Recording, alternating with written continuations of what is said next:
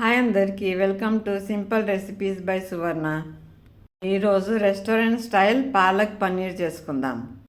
చాలా ఈజీగా ప్రిపేర్ చేసుకోవచ్చు అండి. ఇక్కడ పాలక్ తీసుకున్నాను. పాలక్ మంచిగా కడగాలి. కడిగినాక బ్లాంచ్ చేసుకోవాలి.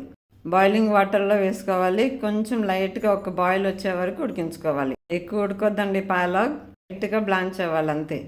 ఇప్పుడు బ్లాంచ్ అయినాక కోల్డ్ వాటర్లో వేసుకోవాలి. ఇప్పుడు ఇది చల్లగా అయినాక గ్రైండ్ చేసుకోవాలి.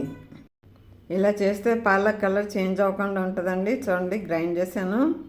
ఇప్పుడు కడాయి తీసుకున్నాను. కడాయిలో ఆయిల్ వేసి దానిలో 2 ఆనియన్స్ పేస్ట్ చేశాను, అది వేస్తున్నాను. ఆనియన్స్ మంచిగా ఫ్రై అవ్వాలండి. గోల్డెన్ బ్రౌన్ వచ్చే వరకు ఫ్రై చేసుకోవాలి. ఆనియన్స్ తొందరగా ఫ్రై అవ్వటానికి సాల్ట్ వేసాను. నా ఛానల్ ఫస్ట్ టైం చూసినట్లయితే సబ్స్క్రైబ్ చేసుకోండి. ఆల్రెడీ సబ్స్క్రైబ్ చేసుకున్న వాళ్ళు లైక్ చేయండి, షేర్ చేయండి, ఇంకా కామెంట్ చేయండి. అండి ఆనియన్స్ లైట్ బ్రౌన్ అయింది అండి. ఇప్పుడు దీనిలో టమాటో ఇంకా కాజు పేస్ట్ వేసానండి.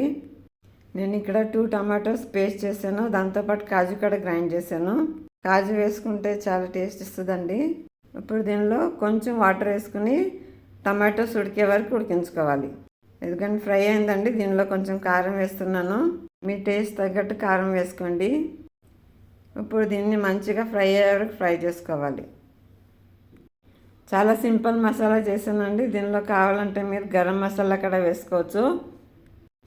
ఎందుకంటే ఇలా ఫ్రై చేసుకోవాలండి. ఇప్పుడు దీనిలో కొంచెం వాటర్ వేసుకోవాలి. మీకు ఎంత కన్సిస్టెన్సీ కావాలో దాన్ని బట్టి వాటర్ వేసుకోండి. ఈ పాలక్ కర్రీ మనం రెస్టారెంట్కి వెళ్ళి ఆర్డర్ పెట్టుకుంటాం కదా, ఇలా ఇంట్లోనే చాలా ఈజీగా ప్రిపేర్ చేసుకోవచ్చు అండి. పాలక్ పన్నీర్. పన్నీర్లో చాలా ప్రోటీన్స్ ఉంటాయి కదా, పన్నీర్ కూడా తీసుకోవాలండి మనం. ఇంకా పాలక్లో కూడా ఐరన్ క్వాంటిటీ ఎక్కువ ఉంటుంది. ఇలాంటి రెసిపీస్ అప్పుడప్పుడు చేసుకుంటూ ఉండాలండి. చాలా టేస్టీగా ఉంటుంది. కానీ మన మసాలా ఉడుకుతుందండి. దీనిలో కొంచెం ధనియాల పొడి వేసాను. అలాగే గ్రైండ్ చేసుకున్న పాలక్ ప్యూరీ వేసాను. ఇప్పుడు ఇది మంచిగా వాటర్ వేసుకుని మంచిగా ఉడికించుకోవాలండి. పాలక్ మంచిగా ఉడికినాక కట్ చేసుకున్న పన్నీర్ క్యూబ్స్ వేసాను. ఇది మూత పెట్టి కొంచెం ఉడికించుకోవాలి. పన్నీర్ వేసినాక ఎక్కువ ఉడికించొద్దండి. కొంచెం ఒక 2-3 మినిట్స్ ఉడికితే చాలండి. పన్నీర్ ఎక్కువ ఉడకొద్దు.